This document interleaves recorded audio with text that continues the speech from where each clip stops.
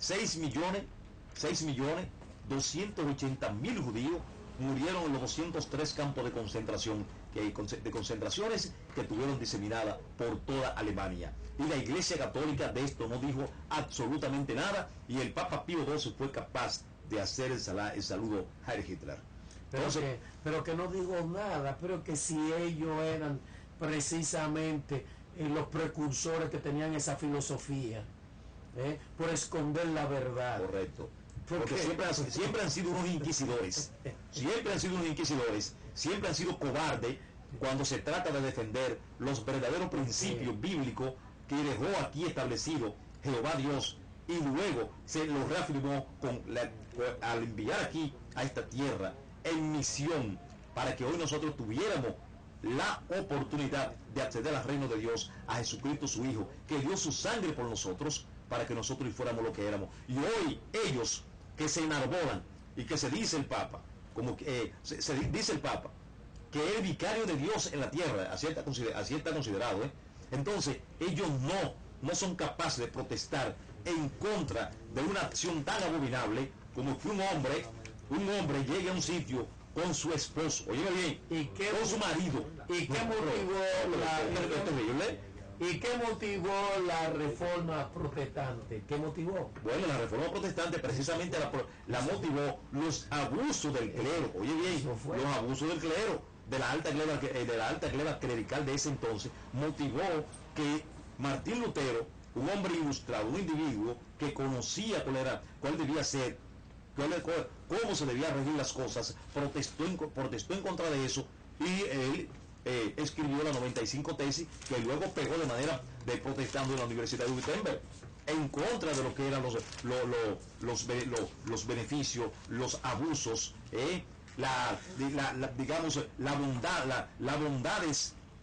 la abundancia en que vivía la alta clase clerical de ese entonces, en desmedro de los pobres infelices, de los que ignoraban la verdadera conciencia eclesiástica, que eran los fieles, sus seguidores. Ellos vivían muriéndose de hambre, mientras lo que dirigía la iglesia, los obispos, cardenales, vivían en la más abundante situación. ¿Usted quiere que le diga algo? Entonces eso motivó la reforma protestante, y hoy yo pienso que la Iglesia Católica debe abocarse a una nueva reforma. Hay que hacer alguien dentro de la Iglesia Católica debe de protestar y debe de tener la conciencia suficiente para iniciar una nueva reforma de esa Iglesia Católica que ya está rancia, desgastada y desfasada. No creo. Es que no puede continuar así. No creo, es que no debe ser así. Yo creo que, don Pío, hoy más que nunca se necesita de un país con mucha educación. Hoy más que nunca se necesita de un país de mucha formación. Hoy más que nunca se necesita un país que haya quien eduque. Hoy más que nunca se necesitan hombres y mujeres dispuestos a vivir una vida con procritud.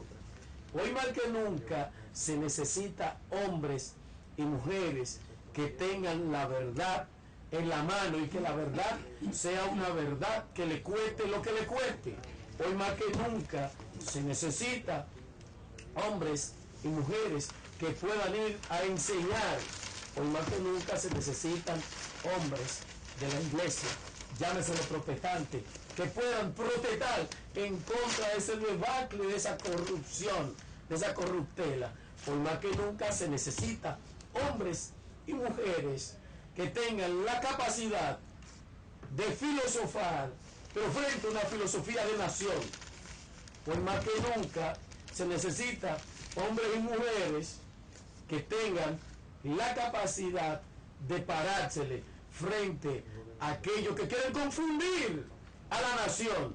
Hoy más que nunca se necesitan hombres y mujeres que planteen reforma, pero que sean reformas protestantes, que pueda protestar en contra de la tiniebla.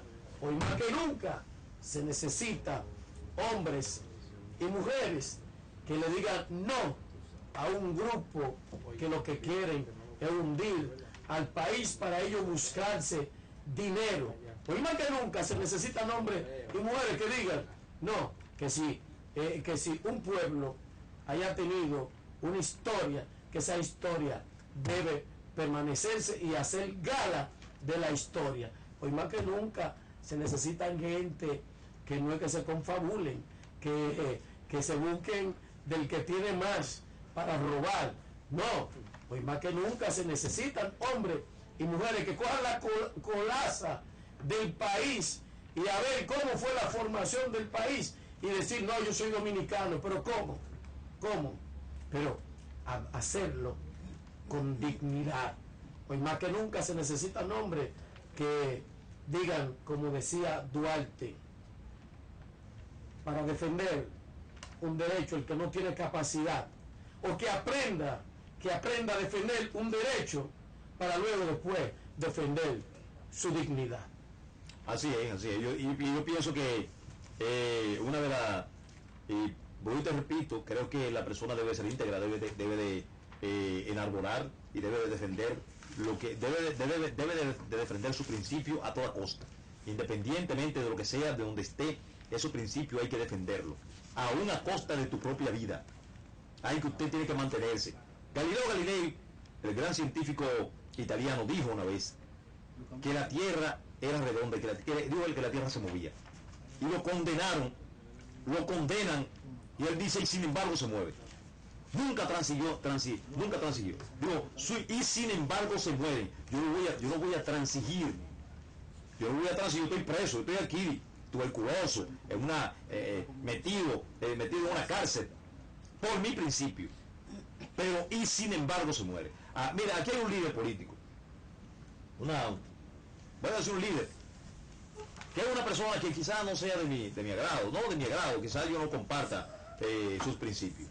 Pero un individuo que por encima de todo ha mantenido su posición siempre y nunca ha transigido, que es Narciso Isaconde. Narciso Isaconde siempre ha mantenido su posición. Todo el tiempo. Narciso. Nunca ha transigido. Nunca le ha dicho, nunca se ha vendido a ningún gobierno. Entonces, eso te hace a ti, de alguna manera, creer en gente así.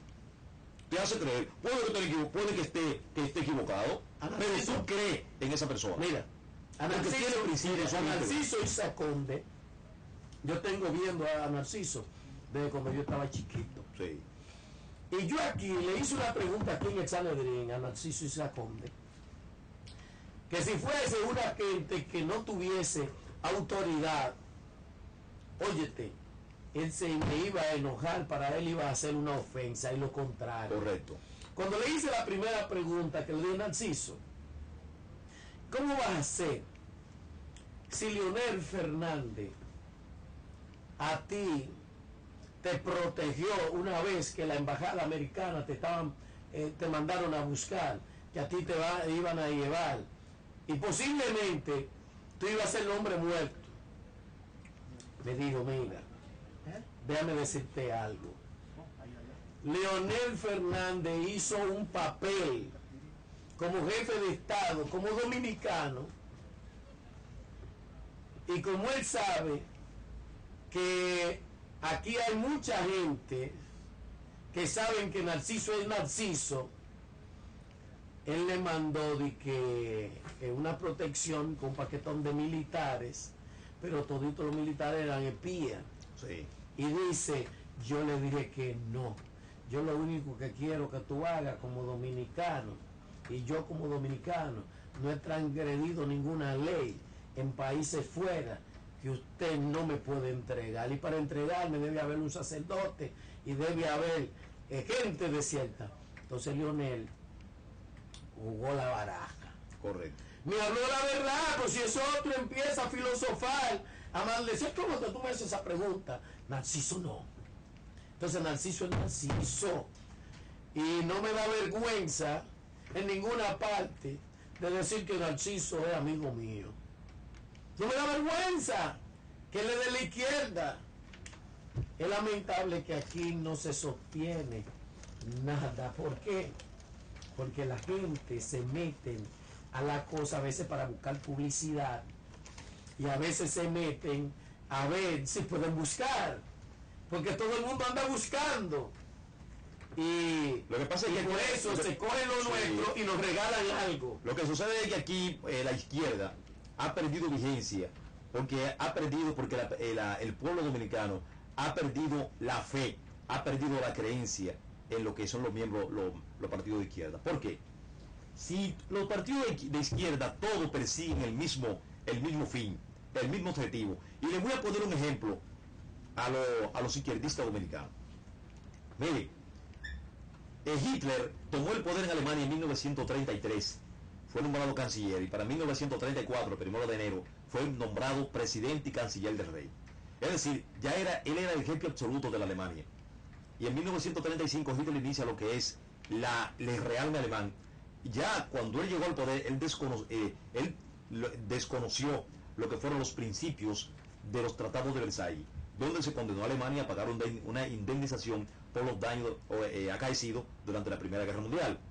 Porque los aliados culparon a Alemania de esos daños, culparon a Alemania del inicio de esa guerra, es decir, de esa guerra. Todos los debacles, los muertos que fueron 22, las pérdidas que fueron 935 mil millones de dólares, fueron achacados a Alemania.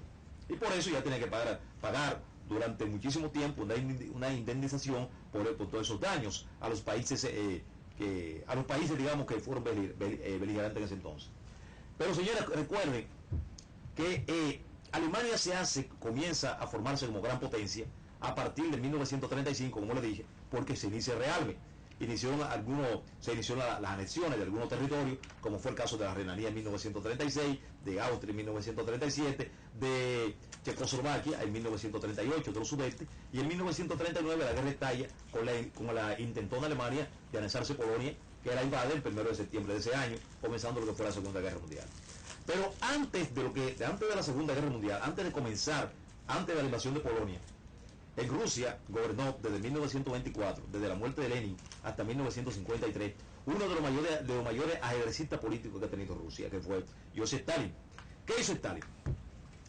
Se sabía que el único país socialista del mundo era la Unión Soviética en ese entonces.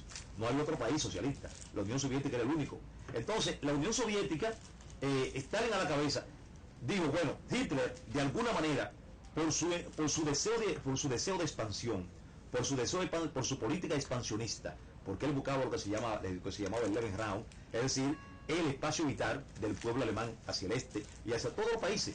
Él buscaba el expansionismo alemán, crear un gran imperio, y él así lo definió como el tercer rey, es decir, el tercer imperio. Y él, ¿qué hizo Stalin? En 1939, el 23 de agosto, envió a su secretario de Relaciones Exteriores, a Vyacheslav Molotov, hacia Alemania. Y allí, junto con Joachim von Ribbentrop, que era el jefe de la diplomacia alemana en ese entonces, se firmó el pacto de no agresión entre Alemania y la Unión Soviética. Stalin sabía que Hitler iba a violar ese tratado. Él sabía que iba a violar ese tratado. ¿Qué hizo Stalin? Comenzó a preparar un ejército de 5 millones de hombres entre los 18 y los 55 años para enfrentar una posible invasión alemana. Él dijo, Hitler no lo va a violar de una vez, pero lo va a violar. Comenzó. Oye.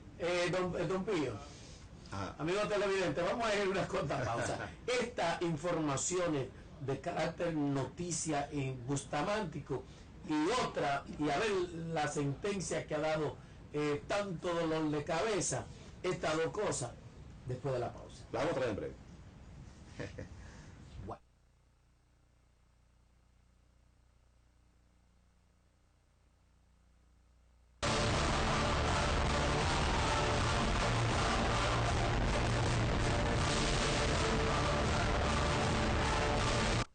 Centro Educativo Nueva Reforma Los Manilles, educando para el sostenimiento del país.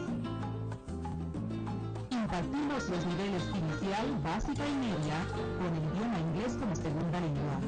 Estamos ubicados en la calle Cuarta número 340, Los Manilles, Santo Domingo Este, con el teléfono 809-231-7244. Centro Educativo Nueva Reforma Los Manilles, educando para el sostenimiento del país. Si de eventos o actividad social se trata, piense en The Rosario Buffet. Ofrecemos todo tipo de comida por encargo y plato del día. Además, tenemos a su disposición sillas, foros, manteles, toques, bambalinas, mesas, cubertería, comida empacada, helados y algo más. The Rosario Buffet, atendida por sus propietarios Pedro Rosario y Trujillo. Estamos en la calle Real número 4, frente a la Liga de la Javilla en Villa Duarte. Con servicio a domicilio 809-234-7969 y 829-882-8600. De Rosario Buffet. Buffets para todas las ocasiones.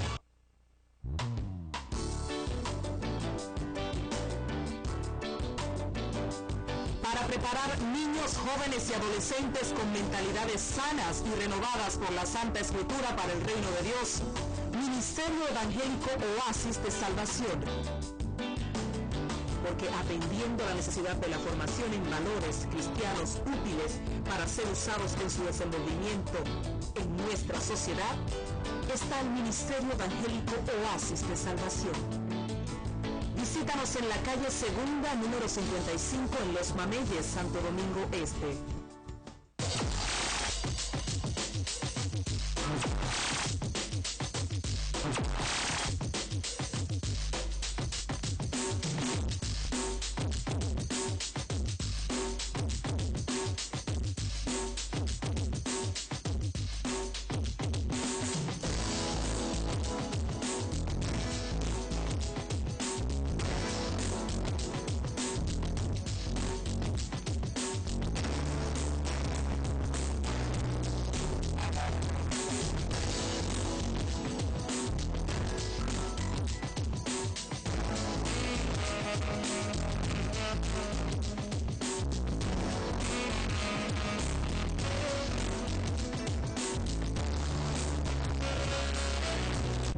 Oficina de Abogados y Notaría, licenciado Carlos Lorenzo Merán.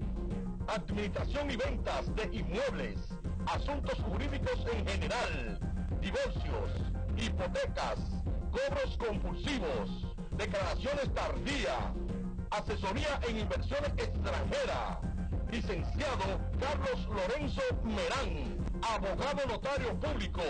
Estamos ubicados en la San Vicente de Paúl, número 4, Altos, de Candy Disco, Suite 201, Alma Rosa Segunda. Para mayor información, llámenos al 809-699-0849 y 809-696-7682. Licenciado Carlos Lorenzo Merán, Oficina de Abogados y Notaría.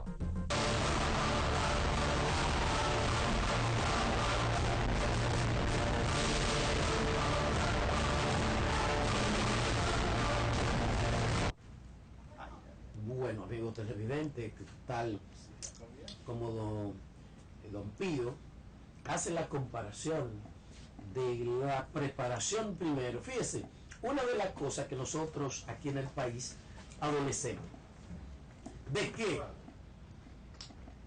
este es un país donde sus mejores hombres tienen que estar de rodillas. Sus mejores hombres tienen que estar de rodillas. ¿Por qué? La gente cuestiona y dice no. Y si tú haces esto, como una vez, yo asilaba que iba a ser filósofo, que era mi carrera principal, y me dijo alguien, venga acá, ¿tú crees que hablando bonito tú vas a vivir? Tú te vas a morir tuberculosis. Oíste, me dijo uno que maestro, que profesor, no, maestro sí. No, profesor. Y me puso a pensar, estaba en una situación, eso me dio el despertar, mejor ponerme a estudiar periodismo, pero más luego, como periodismo, para mí no había campo. Yo dije, no, lo que tengo que estudiar es derecho. Y me decían, no, pero tú das para otra cosa. Y yo, no, es derecho, que yo decidí estudiar. Correcto. Mira, don Pío, óyete, mientras Hitler, Rusia, preparan. Tú hablaste ahorita de Narciso Isa Conde. Pero tú sabes dónde quiero caer, perdón, Saberín. ¿Sabes dónde yo quiero caer? Mira, te hablaba de Rusia, cuando preparó ese ejército, Rusia preparó un ejército de 5 millones de hombres entre 1939 y 1941 para enfrentar la posible embestida de las fuerzas hitlerianas. Pero, ¿cuál era el objetivo de Stalin? El objetivo de Stalin, al firmar ese pacto de no agresión con Hitler, que era un enemigo natural, era salvar a Rusia, a la Unión Soviética, de las tropas alemanas y de su destrucción. Salvar ese único país y mantener el socialismo como doctrina política en el mundo. Pero ¿qué pasó? Hitler, cuando embiste a Alemania, precisamente, cuando se dirigen las fuerzas alemanas hacia a la Unión Soviética, el 22 de junio de 1941, ya Stalin estaba en capacidad de enfrentar de una vez y por todas, de enfrentar de manera eficaz al ejército alemán. Y así lo hizo. Las fuerzas alemanas, las fuerzas rusas, derrotaron a las fuerzas alemanas en la batalla de Stalingrado en febrero de 1943. Y ahí se inició lo que fue la debacle del ejército alemán en la Unión Soviética, que concluyó finalmente con la batalla de Kursk, que fue la batalla de vehículo blindado. Es decir, la mayor batalla de tanques jamás vista en la historia de la humanidad. Allí se enfrentaron, por un lado, 900 tanques alemanes y 1.300 tanques soviéticos. 1.300.000 hombres contra 950.000 hombres, 1.300.000 hombres de parte del ejército ruso y 950.000 hombres por parte del ejército alemán, y ahí fueron también derrotados, iniciando lo que fue la derrota final del ejército alemán en la Unión Soviética. Pero fíjate, ¿dónde quiero llegar? El objetivo era salvar a la Unión Soviética de las fuerzas alemanas, y aquí en República Dominicana